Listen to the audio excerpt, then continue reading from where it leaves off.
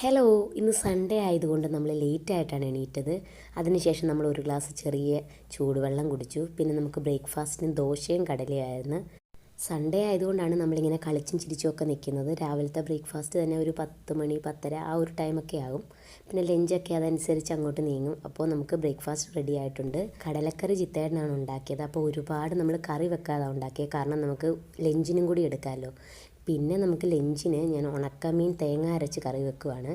അപ്പോൾ നമ്മുടെ ഇതിൻ്റെ റെസിപ്പി ഞാൻ താമസിക്കാതെ നമ്മുടെ ചാനലിൽ ഇടുന്നതായിരിക്കും. അപ്പോൾ നമുക്ക് അരപ്പൊക്കെ ചേർത്തിട്ട് പുളിയൊക്കെ ഇട്ട് കൊടുക്കുവാണ്. ഇപ്പം തന്നെ ഏകദേശം 2 മണിയോളമായി. അപ്പോൾ പപ്പടവും വറുത്ത് കഴിഞ്ഞ് നമ്മുടെ കറി ഒന്ന് തിളച്ച് നമുക്ക് ഓഫ് ചെയ്ത് കഴിഞ്ഞാൽ നമുക്ക് ലഞ്ച് കഴിക്കാനുള്ള എല്ലാം റെഡിയാകും. പിന്നെ ഈ ഉണക്കമീൻ ഞാൻ നാട്ടിൽ നിന്ന് നമുക്ക് ഫിഷ് ഐറ്റംസ് കൊടുത്തു വിട്ട വീഡിയോയിൽ പറഞ്ഞിട്ടുണ്ടായിരുന്നു, കുറച്ച് ഡ്രൈ ഫിഷൊക്കെ കൊടുത്തു വിട്ടെന്ന്.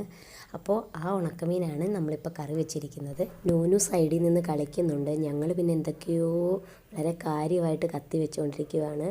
ആ ഒരു ടൈമിൽ നമ്മളുടെ ഉണക്കമീൻ കറിയൊക്കെ തിളച്ച് നന്നായിട്ട് കുക്കായിട്ടുണ്ട്.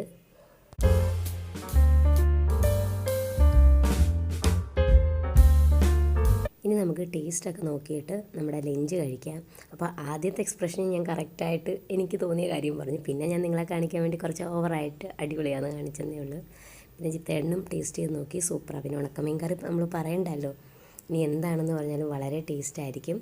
അപ്പോൾ നമ്മളുടെ എല്ലാം റെഡി ആയിട്ടുണ്ട്. അപ്പോൾ ഇനി നമുക്ക് നല്ല അടിപൊളിയായിട്ട് ലഞ്ച് കഴിക്കാം. ലഞ്ചിന് നമുക്ക് രാവിലത്തെ കടലക്കറി, പിന്നെ ഉണക്കമീൻ കറി, പപ്പടം, ഇത് നമ്മുടെ തലേദിവസത്തെ നല്ല അടിപൊളി രസമാണ്. ഇതെല്ലാം കൂട്ടി ഞങ്ങൾ അടിപൊളിയായിട്ട് ഇപ്പോൾ ലഞ്ച് കഴിച്ച്